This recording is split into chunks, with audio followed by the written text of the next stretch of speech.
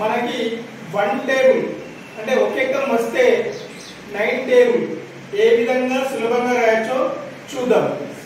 First అందరికి 1 table వస్తుంది. 1 1 is 1, 1 2 is 2, 1 3 is 3, 1 4 is 4, 1 5 is 5, 1 6 is 6, 1 7 is 7, 1 8 is 8, 1 9 is 9, 1 10 is 10. మనకు 1 table వస్తే దాని పక్కకు 0 పెట్టుకుంటూ వెళ్దాం. దాని పక్కకు 0 పెట్టుకుంటూ వెళ్తే మనకి ఏ టేబుల్ వస్తుంది? 10 టేబుల్ వస్తుంది. 10 టేబుల్ 1 టేబుల్ ఫస్ట్ రాసినాం.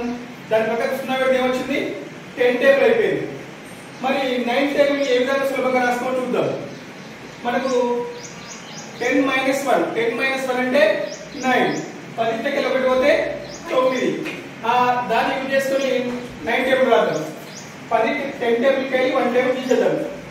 10 - 1 9, 20 - 2 18, 30 - 3 27, 40 - 4 36, 50 - 5 45, 60 - 6 54, 70 - 7 63, 80 - 8 72, 90 - 9 81, 100 - 10 90. ఈ విధంగా సులువుగా రాయొచ్చు.